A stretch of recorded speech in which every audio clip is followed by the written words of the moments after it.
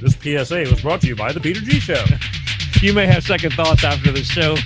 Don't drink the faucet. We're really talented. We should get Oscars. Just pick out a car, for Christ's sake. No, my name is Peter. Yeah, I want. Here's good. Yeah. Madam Perry. I need to get back in the genie bottle. Louis from Pennsylvania, you're on. He likes it.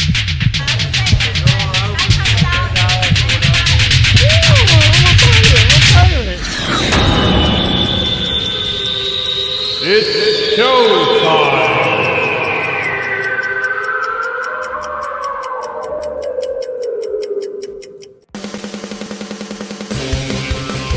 Peter G Show, Peter G Show, divorce dad, single dad, divorce dad, single dad, Peter G Show. That's right, it's showtime. Wednesday, December 14th. 11 days till Christmas, folks. My, how time has flown. There's a part of me that's so glad this year is over, but there's a part of me that doesn't like pushing things, if you know what I mean. Hope everybody's doing well. It's kind of chilly here in sunny Southern California. We've a nicer chilly. Today was kind of nice for a few hours. The sun, when the sun was shining down. I know that there's probably some of you that are already shoveling snow, and I am sorry, but it is what it is. But we're all here, and that's the good thing. Amazing show tonight. And when I say amazing, with a capital A, the story of all stories. Tonight, I'm going to have narcissistic child abuse survivor, Miss Marnie Grundman. She's going to be on this show. Her story. It's a hell of a story. Part of our Getting Through the Holidays series. Remember, you're not alone. This is why we're doing what we're doing. Sharing stories. Speaking of sharing stories, she's coming up in a couple of minutes. Speaking of sharing stories, next week, right before Christmas, Wednesday, December 21st, I'm going to have family law attorney from New York, Miss Deborah Whitson from Whitson Law. She's going to be on this show. And we're going to talk about all kinds of things. She talks about dealing with divorce. She talks about how dealing with your children, co-parenting. I mean, all the above, all the things that affect. And again, I'm all about the kids because you brought them into this world and don't screw them up. And that's what we talk about. Plus, you need your own sanity too. And divorce and all these kind of things a lot of people, it can drive you to drink under the table. And I don't want that. And I hope even if it doesn't affect you, that you will share in hopes that you share it with people who you know need this kind of help, need to see these kind of stories to realize that it's not just their problem. Back to the, you're not alone. There's a lot of that going around. You just need to know it exists. And here we are, Life of Peter G, the Peter G Show, right here every Wednesday, like clockwork, God willing, 6 p.m. Pacific, 8 p.m. Central, and 9 p.m. on the East Coast, right here. And again, for those of you who can't get the show, you're busy at that time of day, don't worry, it's on demand. You can pick it up on all the various platforms. And please, please, please go to my YouTube channel, Peter G Show, and just hit the subscribe button, please. It's free. I'm trying to make a difference over there. I was using that thing for storage for a long time, and then we went live on YouTube and did a few shows that YouTube wanted to censor us for telling the truth, in my opinion. But that's just my opinion. You decide. But then they started throttling me down. So we just got to keep bringing people in there to let them know that, you know what? It counts. People want to see. So do me that favor. And again, if you're on the go, not everybody. I love the people that can take the time to watch the show. But for those of you that can't, take me on the road with you. Put an earbud in your ear. We have podcasts. It goes to audio. It's on 21 different platforms. Go to Google, Peter G Show Podcast. It's everywhere from Amazon Music to Spotify to Apple Podcasts, all the above and some. And you can listen to it while you're driving in the car. You can listen to it while you're at work. Everybody knows work is boring. Put an earbud in your ear and just check it out. It's worth it. It's worth it. And like I said, coming up in just a couple of minutes, we're going to have Miss Marnie Grundman on the show with her story, live from Canada. I don't know if she's shoveling snow over there yet, but we're going to find out. But as always, before we get to her, We're going to get a quick word from our sponsor, and we'll be back in a minute. Let us help you with the high price of fuel. Hello, I'm Ty Thompson at CleanStarProducts.com. We can optimize your engine, saving you money and gas. Here's how. Our program works the same with gasoline and diesel engines. Whether you're using a car pack or SUV pack, the instructions are the same. Add 1 bottle to your engine oil, and each time you change your oil, add 1 bottle to the fuel tank each and every fuel fill-up. It's that easy. You get 10% fuel economy on average, lower emissions, and increased horsepower. DX1 sells for $2 an ounce, so for just a few dollars a fuel tank, you can optimize your engine, saving you money and gas. Come on, give it a try. It's the finest green grade oil in the world from a California environmental company. You're going to feel it when you drive. Order online today. We'll get it out right away. CleanStarProducts.com/shop. That's right, people. CleanStarProducts.com with their DX1 driver. Hey, let's face it. Gas is expensive. Cars are expensive. It's ridiculous, actually. Take care of your cars just like you take care of yourself. For just a few dollars, you can invest in your car and keep it. I'm a car keeper. I do not need the fanciest, latest, flashiest. And those who know me know me. But the thing is, I take care of cars. I love to see. My father was like that, to see how long they would go and the bodies would be rotting off. But the thing is, again, it's not an investment. They're tools. Take care of your cars. Look at this little bottle. Look at the size of this little thing. You put this in your crankcase. Yeah, when you get a clean oil change. This bottle is smaller than the size of my hand. And again, you know what they say about big hands, right? So put this in your oil, helps the lubricity of the engine, helps it run smoother, less friction, better gas economy, mileage. And let me tell you, it's also scientifically certified. It passes the California Emissions Board. And if anything can pass California, you know what a pain in the ass they are. So it's got to be, decent stuff. Right here. If you want more information on Clean Star Products, just go to their website, CleanStarProducts.com. Talk to them. They'll talk to you, and find out if you have any more questions. But tell them the Peter G Show sent you, and get you, again, a small price to pay to save money in the long run. And I'll guarantee that. So just, again, go there and tell them Peter G sent you. Next, as promised, coming up, telling her story, Ms. Marnie Grundman is coming right up in just a minute. Now we're going to get acquainted with her. I want you to check out this video. I was 5 years old when my mother dropped me out of a 2-story window. It was 1971. Her and my brother were having an argument over a package of cigarettes. She wanted him to go to the store. And back then, kids could go buy cigarettes for their parents. Their parents would just give them a note. As they were arguing, my mother told me to go up the stairs and put my hand out the window to see if it was raining, which I did. I yelled down that it was drizzling, and she didn't like my answer. She came up the stairs and she said, "Put your arm out, check properly," which I did. And I responded again that it was raining. She told me to lean out further, to put both my hands out the window, which again I did. The next thing I knew, my mother had picked me up and was holding me by my legs. I felt her let go. To this day, I can remember the sensation of the fall, the smell of the rain in the air. I have zero memory, thankfully, of impact, which was on the grass, which had been softened by the rain. My next memory is of my mother putting me in my blankie and into a taxi, and I passed out again. She never called an ambulance. Authorities were never made aware that this accident had occurred. In the hospital, I woke up with casts on both of my arms, holding my arms in a straight position. Only my thumb and my fingers were free, and the cast went right underneath my armpits.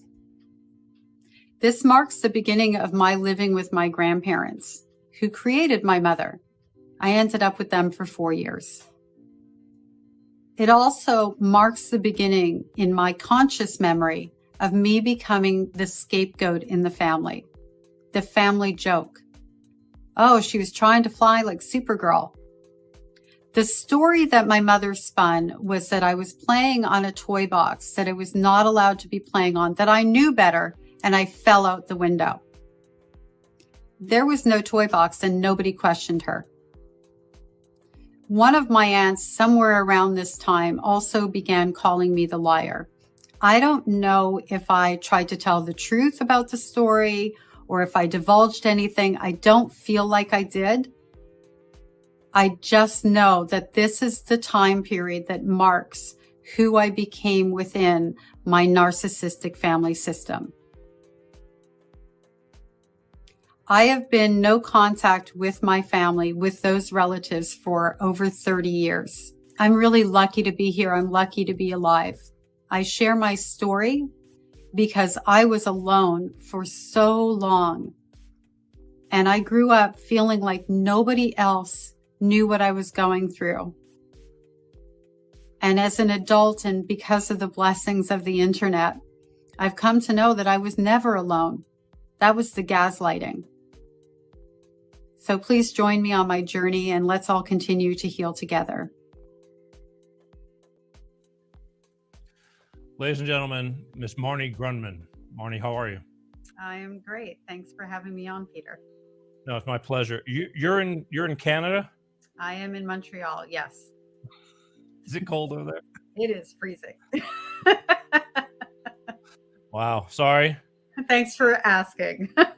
That's okay. All I can say is, after doing the homework that I did when I first discovered you, is wow. And that doesn't even express that. I mean, all I can do is imagine, but I've learned that there's some things, no matter how hard you imagine, there's no imagining, if that makes any sense. I can't imagine it, and I went through it, so it makes perfect sense to me. Okay, so I played a short synopsis of the story that you gave, but there's a lot more that went on behind just that incident. I mean, why don't we do this? Why don't you take a minute and introduce yourself and tell everybody, who you are, what you're doing, and why you're doing what you did or what you're doing. How's that? Okay, well, my name is Marnie Grundman, and about a little over a decade ago, 12 years ago, I started to share my story. I wrote my first book. And the reason I wrote that book was because of the fact that at 13 years old, due to all the abuse that I was experiencing in my household, I ran away from home. And I ran away from home and ended up being a homeless youth. I actually began running away shortly after the time when my mother dropped me out of the two-story window. So by the time I was 13, I made it stick. And I ended up living homeless on the streets for about a year and a half before I lucked into a job as a cocktail waitress at 14 and a half and got myself off of the streets and raised myself from that point on, at least where I was housed most of the time.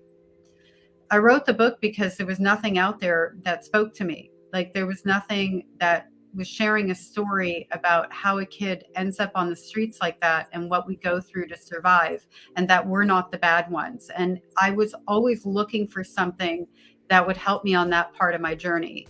And that became expanded into people wanting to know more detail about how it is I ended up on the streets. So that's how the story the background that I share now became to be.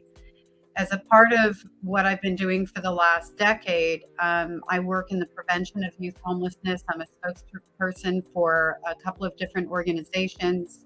I go into schools and I speak to kids, and I also do workshops for people who would be connecting to children who are in need, like social workers, for example, hospital, medical staff, police officers, and the like. So that's kind of it in a nutshell. Okay, so now let's back it up, because you were how old when you got dropped out the window? I was around 5 years old. Okay. Why do you think that happened? I mean, was she trying to off you, and make an accident? Because let's start from there. I mean, even though there's so many more aspects of the whole thing. Well, I mean, first of all, she had no way of knowing that I would survive that fall. And Exactly. that's the realization that I only came, trauma is a funny thing. We heal in little bits and pieces and things come into focus. And when one thing comes into focus and you've kind of addressed that in a more full way, then something else happens that you go, oh, it's like the bad gift that keeps on giving. So I realize now that she had no way of knowing that I was going to survive. So I have to go with the assumption that she was trying to unalive me, as we say now. I came to find out a few years back by connecting to someone who knew me back then, that she allegedly, I don't know for sure, sued the landlord afterwards because there were no screens on the window. So it would appear that she was doing it for monetary gain. That wasn't the only time she abused me, but that was the worst physical abuse that she ever perpetrated against me. Most of it was emotional. Right. Okay. Yeah. I obviously there's way more that went on, but that could have been life or death at that point, and you survived it. And I'm just wondering, like, were you in her eyes a problem child, or she's just out of her mind? So, well, let's talk about why abusers abuse. Abusers abuse because they can, and because of who they are, and because of their need to be in control. So it really had nothing to do with whether or not she liked or loved or hated me personally. It had everything to do with the fact that she had a plaything that she could hurt at will who could do nothing about it. She abused the men in her life in much the same way psychologically. She abused anyone that she felt she had hold over. My mother is a sociopath and a narcissist, and I'm not a diagnostician. I say this from a place of having not just gone to therapy, but I speak to hospitals. I speak at psych wards, and I've never had a psychiatrist or a psychologist come to me and say anything different than that. Antisocial personality disorder and a narcissist. So they take pleasure in causing pain, and they always abuse their children. It's not a maybe, it is an always. Okay. But abuse is one thing. That was just about almost murder. Yeah. That's to me, there's a, like, burning you, hitting you, spanking you, punishing you, but murdering you is deeper. Yeah. Well, I mean, when we think about, though, how somebody abuses a child, there's a lot of times where they take the risk of that child dying, right? They're not thinking about those consequences. But in the case of my mother, because of the part of her that's a sociopath, she will do anything for financial gain. I had three stepfathers. I had to do the counts. Sorry. I had three stepfathers. My brother had four. The last one I didn't really know because he was in my adult life. But 3 out of her 5 husbands died. The first stepfather, I know for a fact, and I know I probably have to say alleged, so I will, but I was there. I know she had something to do with that, and I know there was financial gain from that. 4 months later, she was married to somebody else. And that man died of cancer, so I'm going to give her a pass on that one. But the last one who died, according to some conversation that I had with one of my daughters, where I have in black and white things that were in dialogue between her and my mother, they were speaking at that time. I think she likely had something to do with his death too. It's not unusual for someone who is a sociopath and a narcissist to off people for financial gain. They don't have a conscience. They just want to meet their needs, and they don't care how they do it. That is beyond crazy. I mean, I know it happens. We see movies about things like that, but it's just to think that you're with somebody and that one person truly like loves that person or whatever, and they're okay with just getting rid of them and killing them, and moving on like that. I mean, I know a lot of people that jump from one relationship into another, which is stupid. Yeah, but not. But not necessarily killing them, just getting rid of them, just breaking up or whatever, and they just can't be alone, and they already have something lined up in the way. But this is beyond.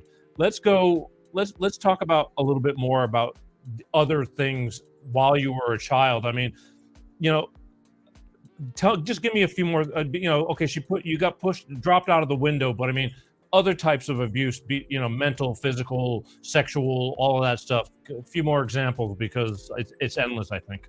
Well, for me and for survivors that I talk to, so for those of you out there, I work as a therapist that deals specifically with adult survivors of child abuse from people who were narcissists or on that scale of narcissism. Not everybody has actual NPD, but the patterns of behavior of abuse are very much the same. And it's pretty easy to tell that that is who was raising and abusing that child. The emotional abuse that my mother put me through far outweighed even the breaking of my arms from dropping me out of that window.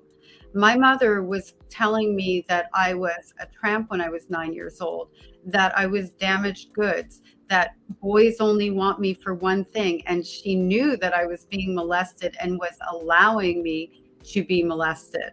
These are the kinds of things that I grew up with. So at every turn, there was something coming from my mother that was going to result in my pain. Her favorite activity, though, like her number one thing, was to play, if anyone's seen Mommy Dearest, with my closet. So she would go into my room, and this began at all ages. There was a 4-year period there. I didn't live with her after the window. And she would wrinkle over a shirt, and the closet had to be kept very specifically. Color organized. The shirts had to be folded a very specific way. And I'm talking from the time I'm like 8 years old. And I had to maintain that to her standard. So she'd go in, wrinkle a shirt over, and then lose her mind, rip the whole closet apart, throw it on the floor, all while screaming at me like a rabid dog, terrifying me, calling me names, and then leaving me to have to pick up the mess. I didn't know from one day to the next what day that was going to be or how I was going to be violated. So that's what I talk about when I'm talking about emotional abuse. She wasn't punching me physically, but what she was doing to me emotionally was actually worse because nobody could see what she was doing. I had no proof. I don't even know where to begin with this. I really don't. I mean, but I'm going to start. You said you were being molested. Yes. How and when and by who? So my first victimizer to my memory, my first perpetrator to my memory was my grandfather. Whether or not my mother knew about that, I don't know. But my grandmother definitely did because she was present, which was another memory that I processed. I remembered he molested me, but I didn't remember my grandmother's part in it. And my grandmother was a functional alcoholic. In other words, she could throw great parties and be the hostesses with the mostest, but she also had drinks hiding behind every corner of the house, like in a bookcase behind like a picture or, under the bathroom sink kind of thing. After that, when I ended up living with my mother again, my mother would send me down to the pool by myself. And I would have been 8, 9, 10 years old. And there was an elderly, oh my God, I just said that. He was probably in his 50s, but to a little child, he looked elderly. Oh my goodness. Anyway, there was a lifeguard there who was also a caretaker of the property. He had a cabana that he lived in. He had a little store with little trinkets and things like that, things that were shiny and attractive to little kids. I was pretty much the only kid living in that building. He was molesting me. And my mother knew, and the reason I know she knew was because he was giving me gifts, which I would promptly hide in the drawer in my bedroom in the back. And I never played with them. I never brought them out. I didn't want them. And I stopped going down to the pool and started like playing in the parking garage to avoid him. My mother found the gifts and she basically said to me, I know what you're doing for these, and still kept sending me down to the pool. And when she figured out that I wasn't at the pool, I got in all sorts of trouble. So then what I would do is I would go down and she would force me out of the house, that I had to go to the pool by myself and be molested by this man. I would hide or sit like in the hallway where he couldn't see me, that was leading out to the pool, but where I could see her coming should she come down to get me. And that's where I would stay all day. Wow. All right. I don't want to get how do I do this? I don't want to get graphic, but when Yeah, you it's said, not. yeah, what at what age did you actually have? I mean, you know, if there, it's hard to say. Molesting, it's like there's so many different I see variables. what you're saying. Yeah, I see what you're saying. So, um, first of all, children don't start having sex, right? Because anything related to sex for a child, for a person under the age of 18, is rape. It is sexual assault, and there's nothing about it that's sex. But to answer your question, I ran away from home when I was 12 years old, and I ended up in a car with somebody who offered to feed me and take care of me, and he sexually assaulted me throughout the night. He could have killed me. He could have done any number of things. And people thought, oh, she's just a runaway. She'll come back home. In the meantime, I was being held captive all night. And that was my first entree into losing my virginity, which I didn't even know I had lost because I didn't even know what that word meant. Right. Look, I don't think there's any good when you say molesting. There's nothing good at whatever level.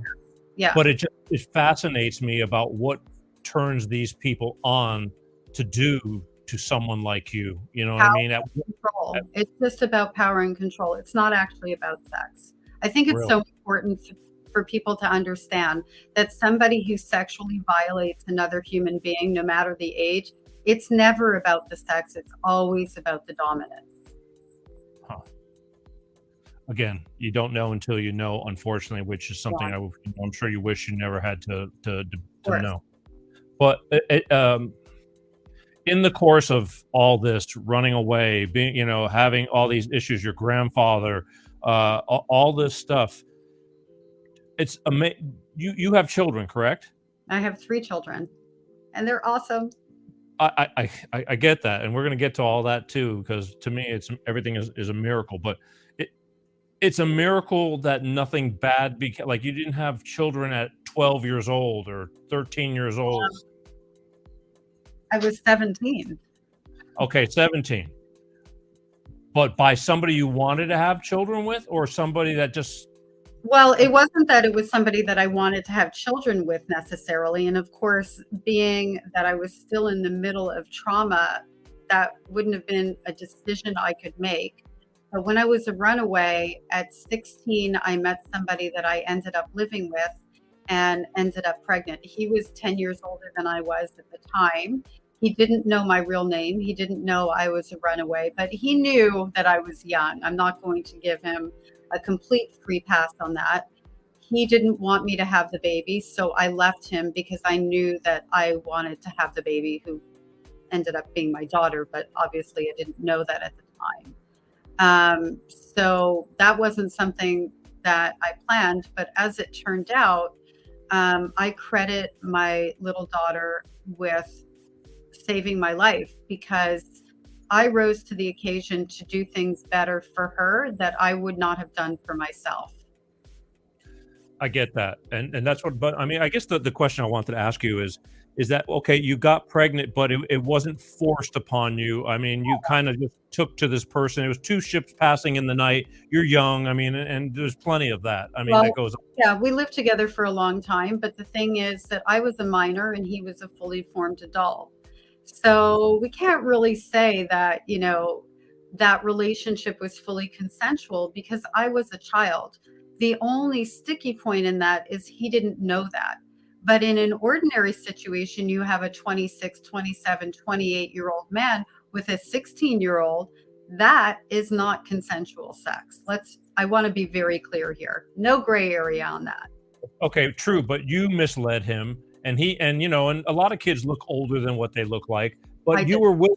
Yes. But you were willingly there, and you actually did kind of like him. It wasn't, again, like him. Yeah, absolutely. There was nothing traumatic about the relationship. Okay. I just want to be careful how we address this, because, you know, people go, babies shouldn't happen with people who are 16. Well, no, they shouldn't. But typically when you have somebody who is a trauma survivor, their ability to think critically to consent is not the same as somebody else's, right? And thinking about the fact in that situation, fortunately for me, was not one where I was being sexually assaulted, although certainly on the streets that happened frequently, it's important to understand that for somebody who has survived sexual abuse in childhood, our body does not belong to us. So we will look like possibly we are consenting to have sex with someone when really we're freezing and fawning from the coping mechanisms that are left behind. And so that's yet another reason why somebody should not be having sex with someone, or it's not sex, as I said earlier, but we should be aware that consent isn't just being a willing participant. Consent is making sure that that person is a person who can be a willing participant. And in terms of age, I mean, do I look 17 there? I'm just saying. And I was 16 when I met him, 15 and a half. I get it, but a lot goes on. I mean, me growing up in the South, I kind of knew a lot of kids that were at 15. They were at, having but I don't. How does anybody know what's going on in your head? And to know right from wrong. I mean, at that point, I'm usually not at a loss for words. Let's just take it from this perspective. Yes, I misled him. He didn't know my age. And I'm just saying that, I was a runaway, and I was not in a place with him where I was being violated in any way. And I don't want to paint that as he was violating me. Yeah, 100,000%. I was willing to be with him, and I wanted to be with him, and I loved him, in my little 16-year-old way. But I want us to be careful in how we communicate these things, because children cannot consent, right? And it's important for people to be aware that if they're connecting to somebody who is in a place in their life where they're unhealed from sexual trauma, their ability to say no doesn't always come through verbally. And there are a lot of times where the other individual will push their agenda for what they want, even though they feel that person pulling back, and they'll move forward anyway. So we have to be more aware of how we gain consent in this world now, because we have more knowledge and understanding of what that looks like. And when we do that, then everybody is getting a little healthier and supporting one another, instead of having situations in a gray area where you run the risk of re-traumatizing someone, which may not be your intention, right? And with regard to 15-year-olds having sex, again, they're not.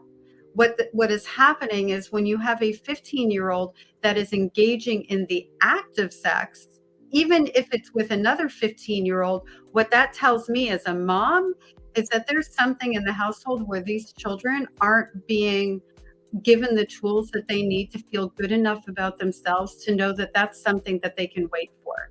My kids, and I know when they started having sex, didn't start having sex at 15 years old.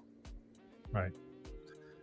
I guess now, listening, I get at 15, 14, 13, 17, the brain isn't really developed. I mean, the body grows, but as an adult now, and unfortunately you can't figure that out until you get to that point to where you figure it out. People can tell you things till you're blue in the face, but my father used to constantly tell me, he says, the brain hasn't fully developed yet. I mean, whether he was, well, my kids that, of course.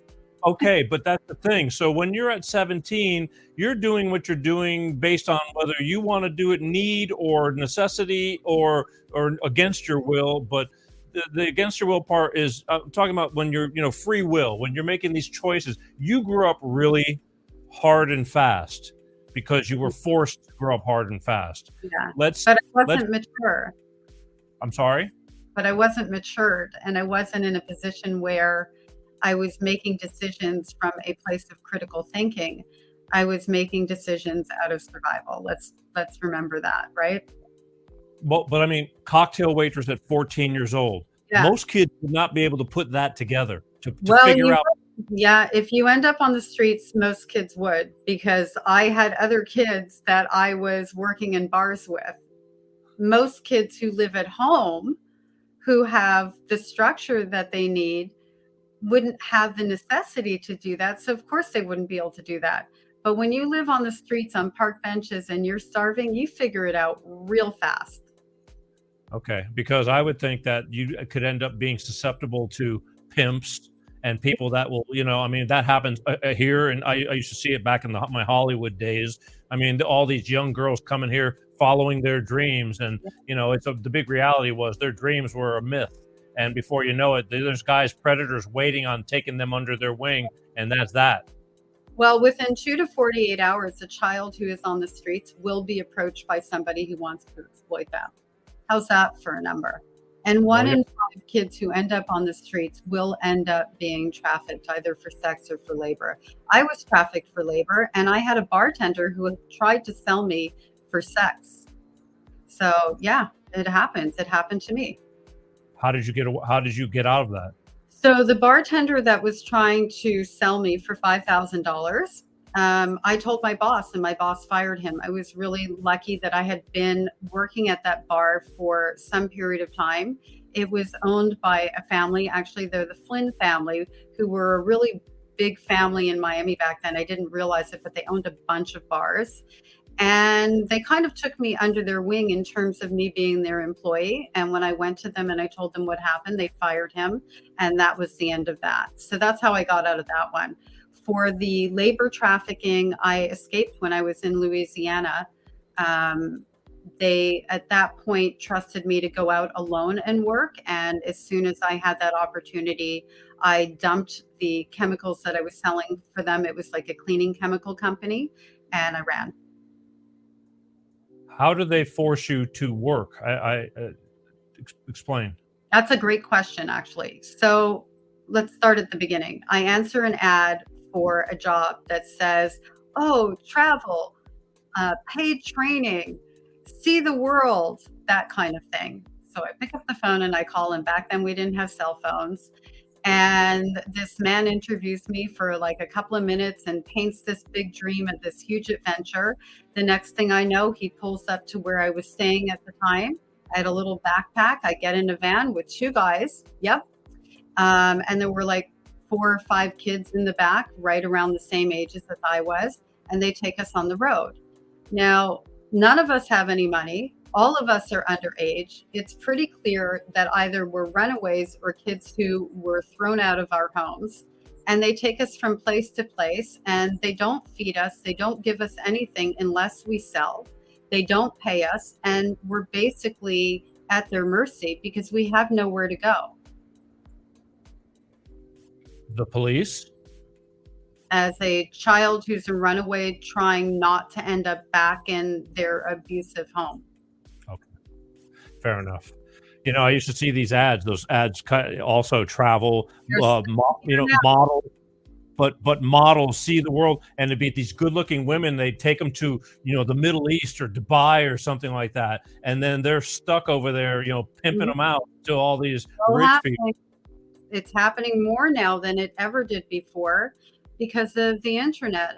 Human trafficking is the second fastest growing industry in the world because it's an industry where you don't have to keep reinvesting in your product.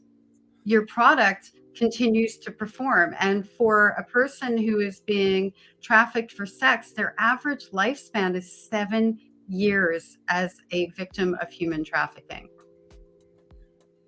And then death, or they finally get They die either through things that were caused to their body through the abuses, suicide, drug overdose, other health issues. 7 years. And wow. They're trafficking on average kids between, like in Canada, 11 to 17, 16 being the more hard number. And it's not just kids who end up out on the streets, by the way, and that's the same for the US. It's North America, right? That's not just kids who end up out on the streets.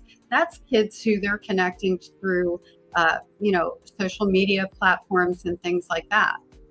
It doesn't take much. That's why we have to be really diligent in how we understand what human trafficking looks like and keeping our kids safe, and understanding that monitoring their device use isn't about invading their privacy. It's about keeping them safe.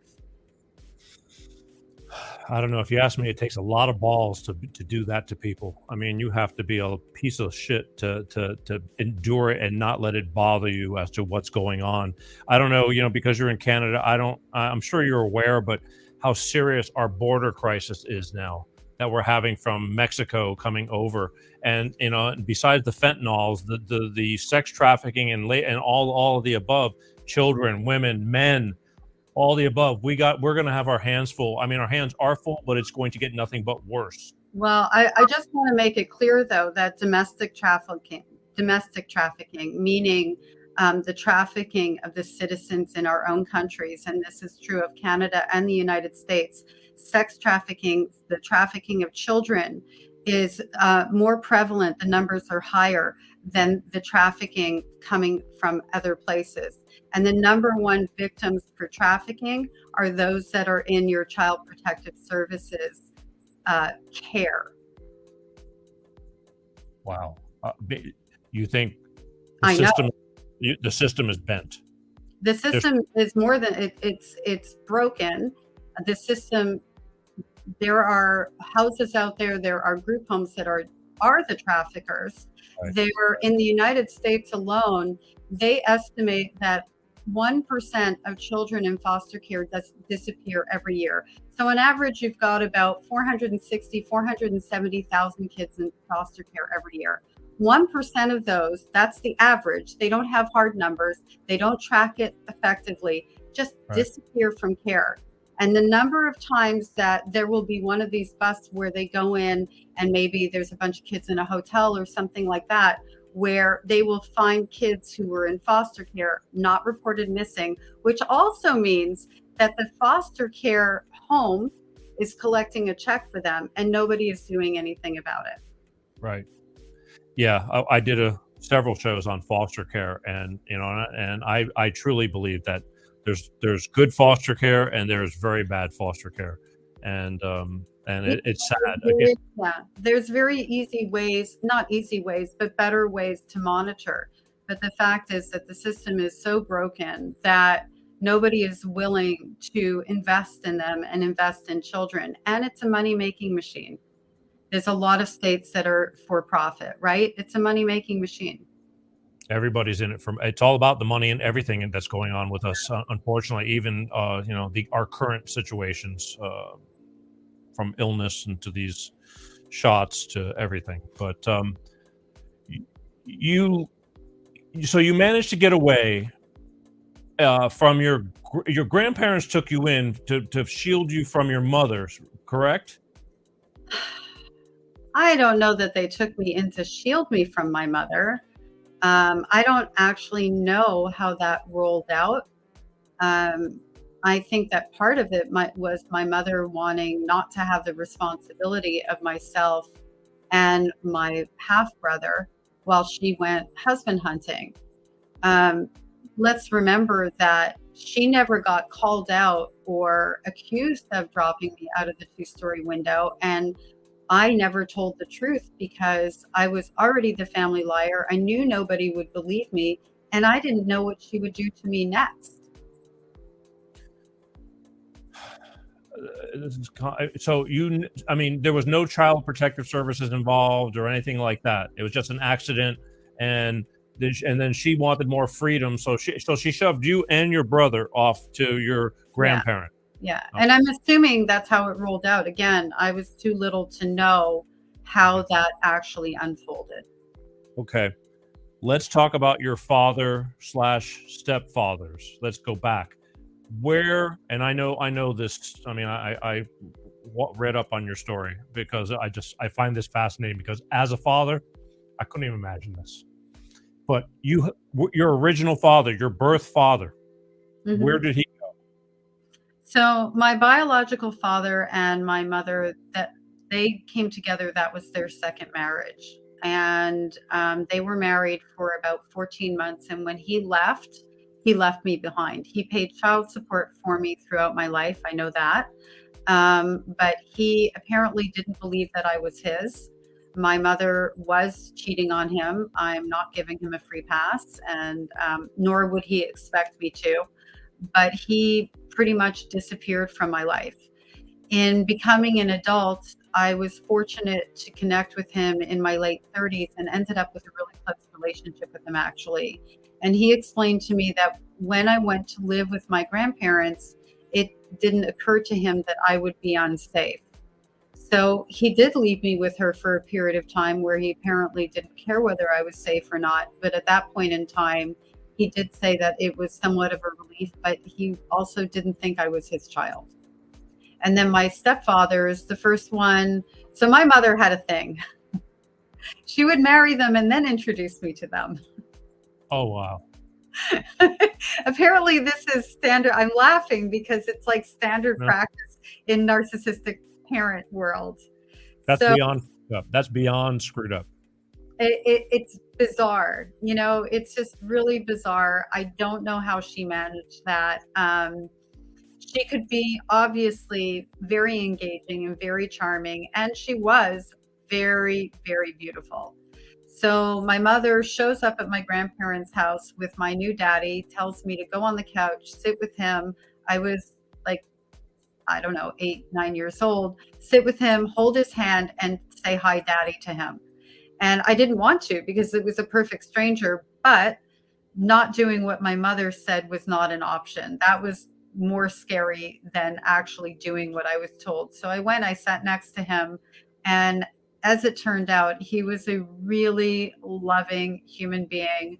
I became like a daddy's girl, and he was a big part of me feeling safe and connected to a male role model until he died when I was 12. And then 4 months later, I get a phone call. I'm staying at my aunt's house getting ready to go to summer camp 4 months after my stepfather died.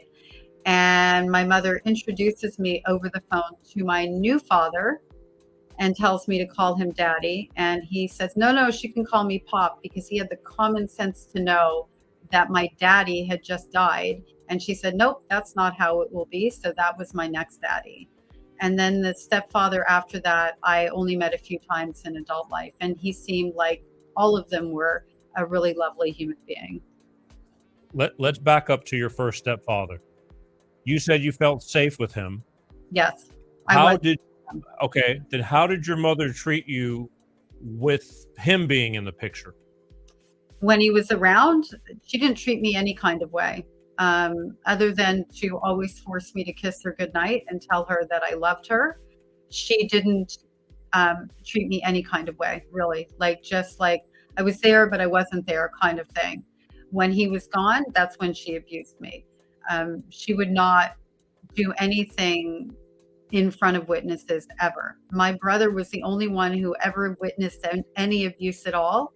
And vice versa. And she did that very rarely. She did not like to have witnesses. Where's your brother now? He is his mother's son. He is still in a relationship with her, and he lives in Montreal. He's got what appears to be a stable life. I hope he does. He's been married for decades, but he chose his mother over his sister. His need for her love and acceptance, and he's older than I am, and their dynamic is different, is more important than protecting his little sister, which is not unusual. It's what happens very often in these family dynamics, is that in a narcissistic family system, the person who threatens the silence, who exposes the abuse, is the person who is off the island. This is fascinating. Sad, but fascinating. So, yeah. I mean, a strong man, your brother, or a man. I mean, I'm not here to insult my brother, but if he were a strong, healthy man, knowing what he knows, and he does know his own experience, he knows who my mother is, the fact that he would choose to keep her in his life and treat me exactly the same way that the other family members did, is really awful. You know, he never healed to the point or got perspective to understand that we were both being abused. And so he drank the Kool-Aid that I was the scapegoat and the bad one, and he's not. Do you think that the way your mother is was brought on from the raising of her parents, since there were some things that were going on with you over there? Do you think the same thing happened to her that's happened to you, kind of? I do think that, well, so I was the favorite grandchild of my grandfather, the favorite. And my grandmother used to always refer to my mother as being his favorite. So in my mind, that does say something. And I don't know that she was. I suspect she was. Regardless of whether she was or not, I can say that my grandmother definitely had very narcissistic traits. And when you have somebody who has narcissistic traits raising children, that's going to get passed on to them because they're going to be abusive towards those children, or at least one of them. My mother definitely was her scapegoat in the way that I look back and realize she was treated.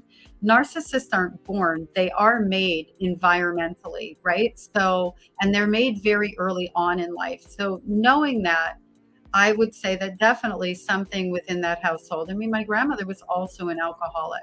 My mother did not get her emotional needs met, and they broke her to the point that she became a person who has no empathy and feels entitled to do whatever she wants to other human beings, which is what a narcissist is. Do you feel, and I've said this on other shows before, that my daughter brought it up, and she, in her version of saying things, she's going to be 17 here soon, but she's an old 17, and she feels that narcissism is hereditary is not the word, but you feel it rubs off. You hang around it enough, and it gets instilled in you, and you carry it on. Okay, so actually being a narcissist, like where you lack empathy, where you lack the ability to feel for another human being, that actual emptiness, the inability to love, operating in the world like you're a 2-year-old child frozen in time, that doesn't rub off. That is next level. But I will say there are people who are walking around narcissistically wounded, carrying traits because of the things that they learned in their homes to survive their childhood. And so, for example, if you're a child who isn't getting your needs met and you learn that if you manipulate, you can get your needs met, you take on that trait. Well, narcissists navigate their entire life using manipulation. The difference is a child who uses that in that environment will bring that into an adulthood. And when they see that that's not a good way to treat people and that it's backfiring on them, they will do something to correct that. Whereas the narcissist will never make that connection. Okay. Let me go back to your third or your second stepfather that asked you to call him Pop. Yeah. How long did that go for, and how did that work out for you? So I loved him a lot. I thought that he was really nice. He was really great. I didn't actually live with him that long, though, because they got married when I was 12 years old, just the summer of my being 12 years old. I'm a January baby. I lived with them through one school year, I think, and then the following, so that would be 9 months. I spent 2 to 3 months in Canada doing summer camp. This was when I was living in Miami. And then I went to boarding school in Connecticut for a year. So I didn't live with either my mother or my stepfather at that point. The interaction that I did have with him, and I had again with him when I was 17, he had some stuff, but he was overall, I think, a really nice man who had good intentions and would not do anything intentionally to hurt anybody. He knew of one incident where she wrapped her hands around my throat, and that never happened again. He came and he talked to me about it, and I don't really remember what he said because I was pretty traumatized, but it never happened again. And the reason that she headed off at the pass and let him know it happened, or that she did that, was because of the fact that I had marks on my neck. And there was another incident where she assaulted him and kicked him in the face and broke his glasses, and he had kind of a gash here. And at that point, he told me that I was, I think, 13. And he said, I think that your mother has borderline personality disorder. We didn't really talk about narcissism so much back then, I don't think. I didn't know what that meant. It was like he was confiding in a little 13-year-old, and I'm thinking, oh, you don't know the half of what my mother does. and it became a dead conversation. That was the only conversation we ever had about that. And what happened to him? He died of cancer, as I understand it. Oh, okay. Yeah. While she was married to him still, or did he leave her? Of course, nobody leaves except my father. Well, and her first husband, but I think she left him. Okay. Let me ask you this.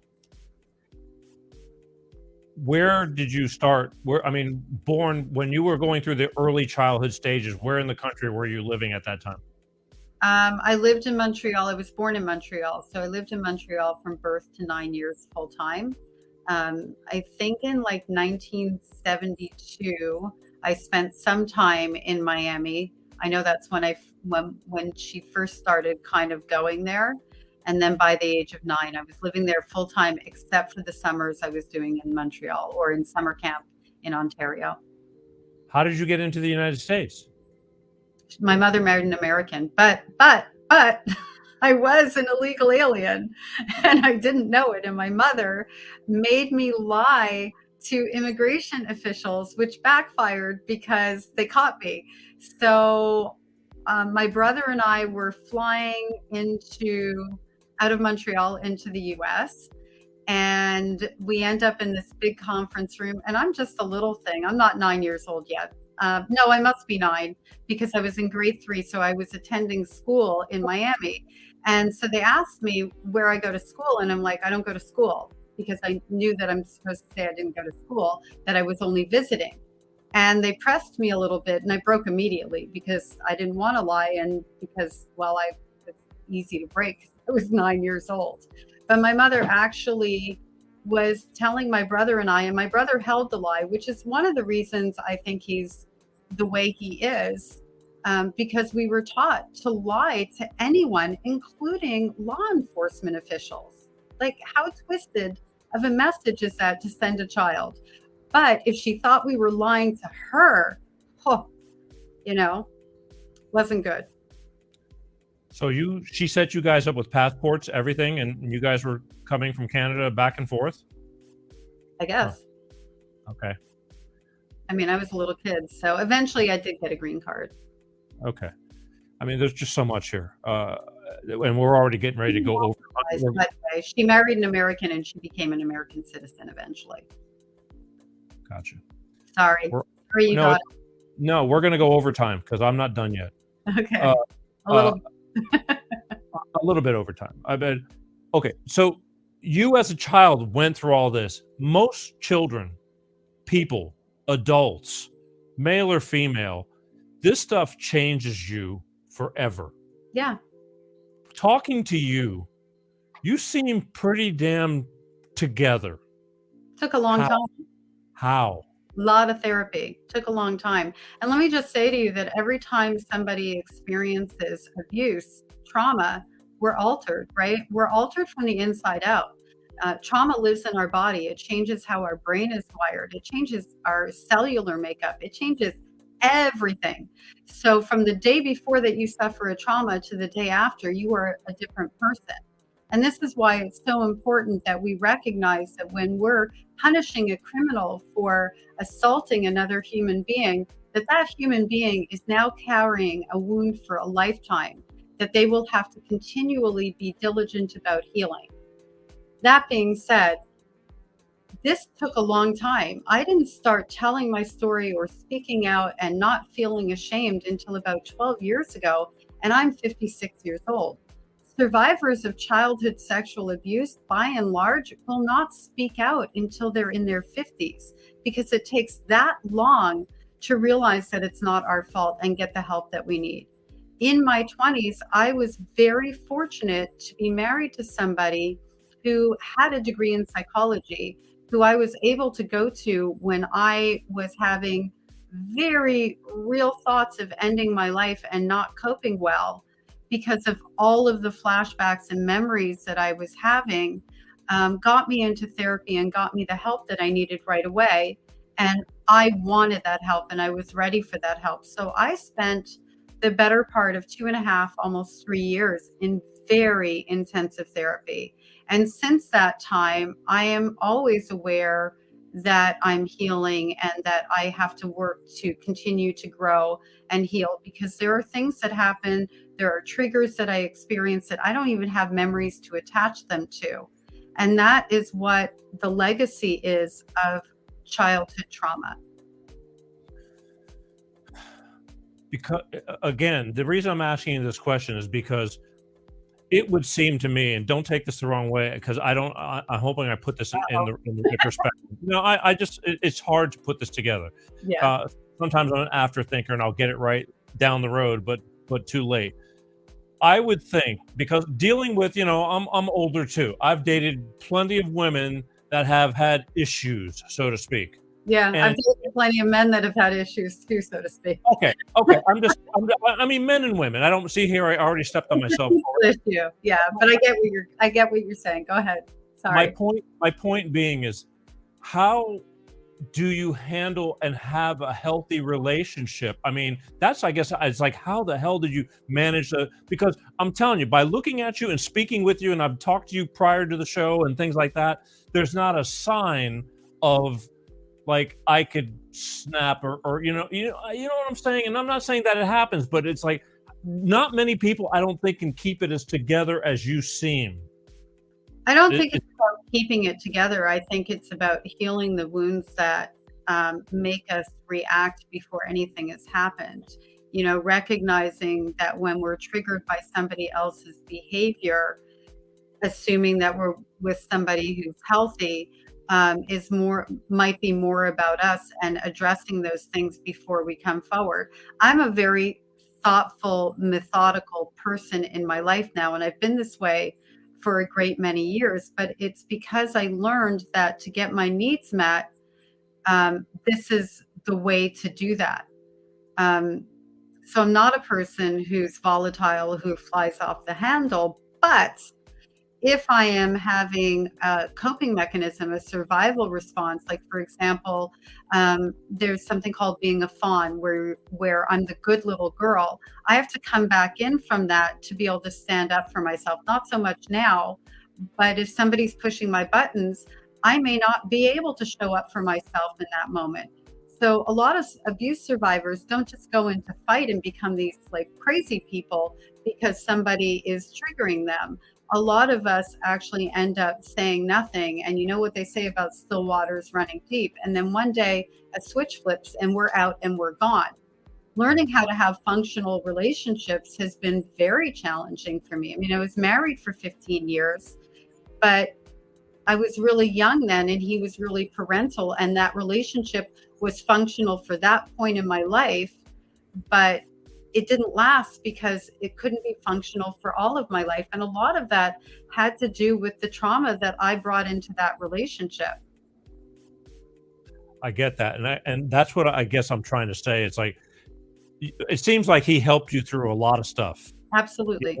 But you grew, and, you came in for whatever reason, and then everything outgrew. But now, male or female, you in the situation of these people with traumas and this and that, you have some unexpected soul that you meet, that you like, that likes you, and they really have nothing to do with that. But having that healthy relationship, and that other person, the new person, not paying the price for the past, that seems like there's a little bit of difficulty for that. No, not even a little bit. You're one of the few, because I know lots of people who can't seem to differentiate that. And when they blow up, it goes taken out onto that person for no reason other than they can't, help what's happening. Well, I think that sometimes when a person ties a past relationship or experience to what's happening in a current relationship when it's not one and the same, it's because they're unaware of the fact that they're being triggered, right? So here's this person over there not doing anything with the same intent of the original trauma experience. But what happens in our bodies is that we go into a survival mode.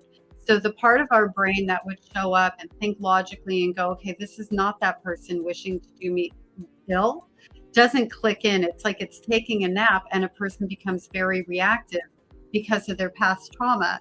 And what that's a good indicator of is that somebody that needs to be going to therapy to work that stuff out, so that when those things come up that are similar, that are stimulating that little person inside who went through that original trauma happens, they're able to practice the pause and head off their reaction and come back in and learn that that person is not one and the same. All of those things can be corrected, but we have to be aware of why they're happening. And as time goes on and as psychology takes advances and science, we're now learning better how that works and how to resolve it. There are a lot of trauma survivors out there who do not bring this forward because of the fact that they are able to connect to services and do the things that they need to do to improve their life. And while I'm at that, I'm going to plug a book that's not mine. Is that okay? Sure. So there is a book, it's called How the Body Keeps the Score. And it talks a lot about how trauma lives in the body and how it rules our reactions and the things that we can do to help. First of all, in understanding why we're reacting the way we are able to forgive ourselves, not punish ourselves, and correct those things without further doing damage to ourselves. But it's just such a great book to learn how trauma works and learn how to heal from it. I work with my clients with that book every single time. It's one of my favorites. I don't doubt.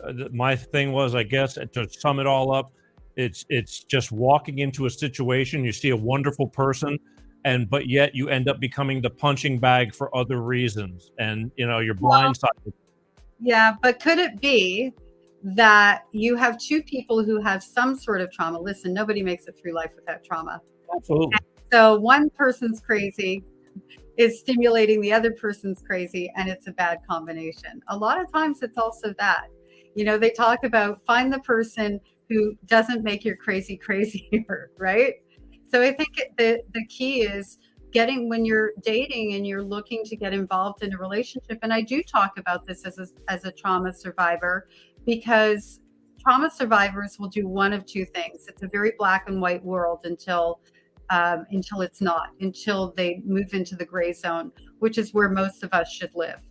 So they either trust completely and they throw it all out there and inevitably end up being re-victimized because they throw it out to anyone because they want to connect on that level, or because they feel that that's what transparency actually looks like.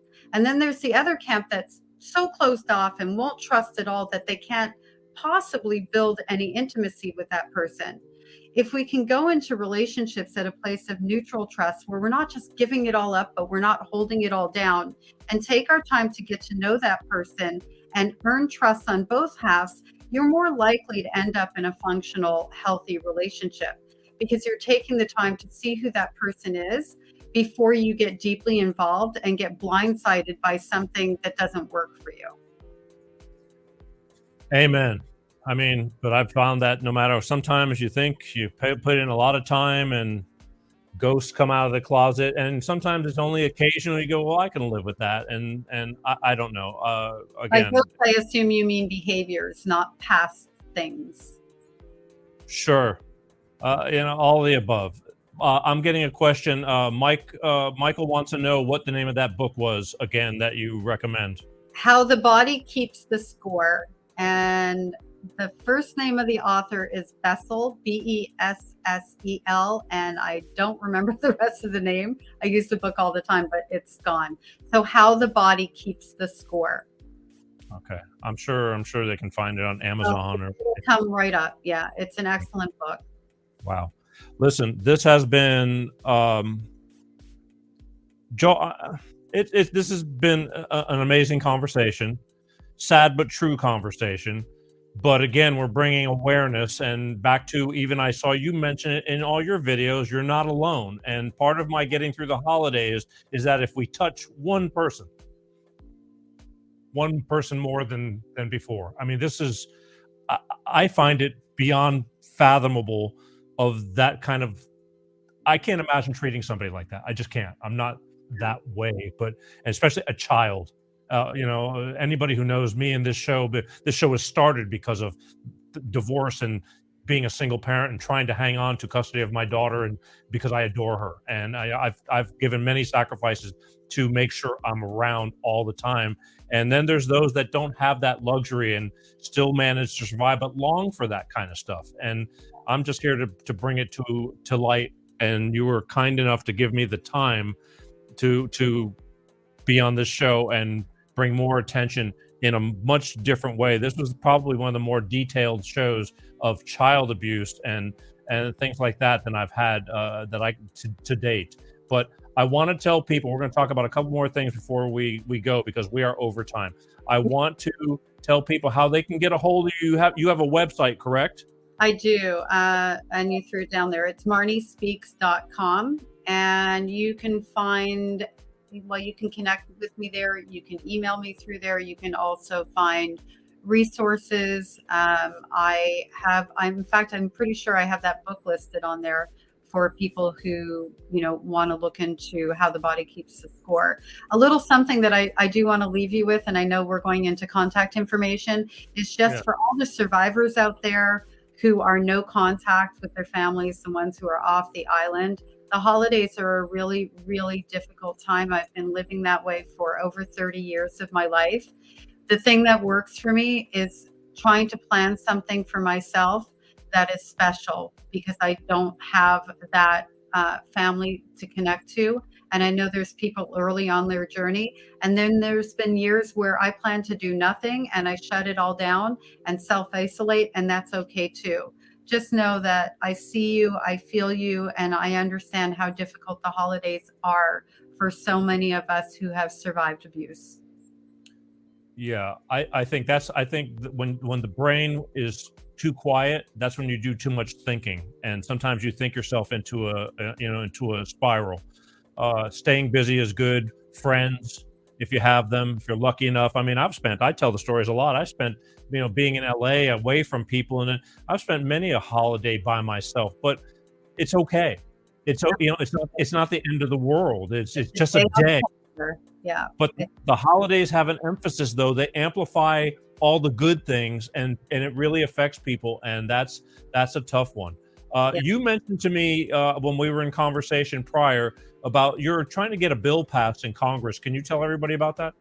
Yes, and actually, when you go to my website, there is a link on there that will tell you everything that you need to know about the bill, and it's going to make it really simple for you to be able to help. And this is in the United States.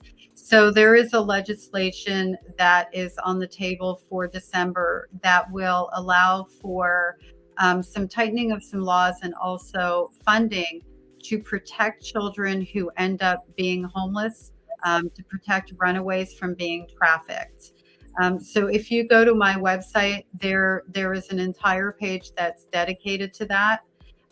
It's also available on my TikTok. I talk about it a little bit more in depth there. But basically what I need you to do is call your representatives, your congresspeople, send them an email. And on the link on my website, there's something that you can copy and paste. There's a script, and there's even a button for you to search out who you need to contact with all their contact details. So we're making it really easy. It costs you nothing but maybe 5 minutes of your time to make a huge impact on protecting children who are the first ones to be trafficked.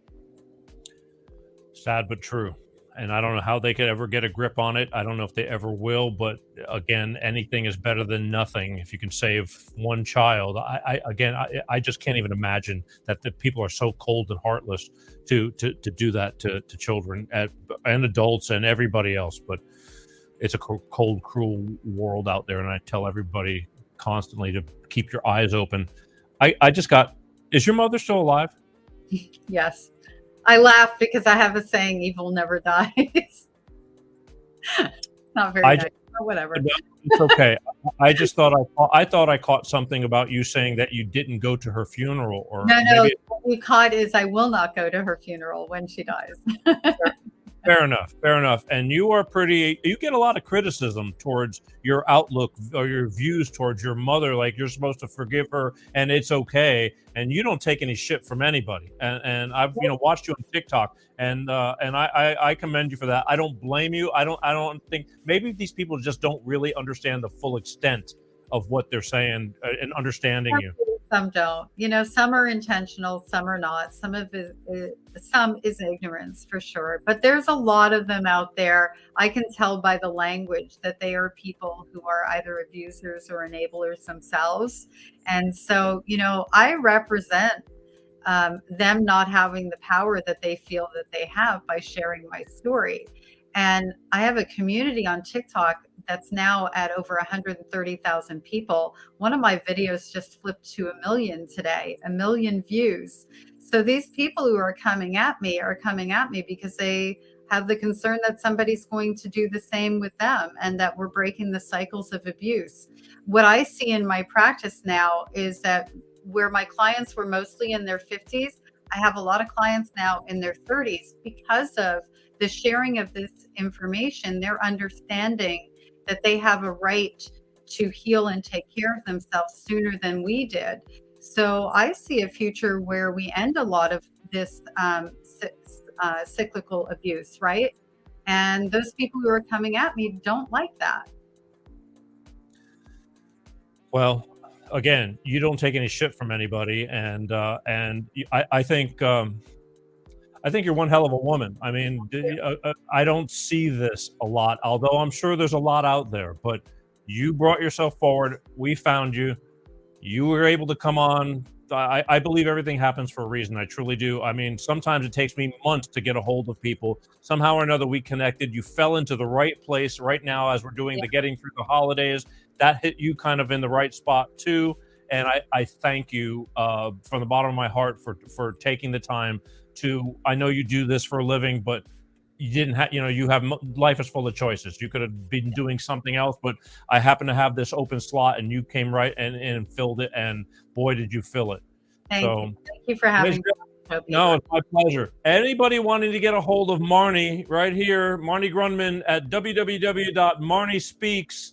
She has her website there. You can learn more about her. She's on TikTok, very prominently on TikTok. If you want to see some colorful approaches to the way she handles people who she whips them on around. So like I said, you're a tough cookie, and I commend you because the world is full of hate.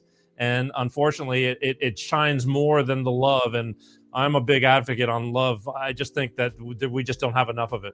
I think it's full of love too. So okay, well, that's it. All right, Marnie Grundman. I'm sorry, Grundman. Again, it's right here. I thank you. We'll be in touch, and I hope maybe I can have you on next year, and we keep up what's going on because I don't think we can ever reach enough people, and it's very important. So I thank you again for being on the show. Say goodbye to everybody. Hey, one more thing. If you want to leave just one word, something to everybody for the holidays or for in general, just leave us. Why don't you go out with that? Well, actually, I think I'll leave it in general. The world is actually full of love and really beautiful people. And I don't want to let us ruin that by focusing on the people who mean to do us harm. Let's just be our beautiful selves and do the best we can to make a difference in the world.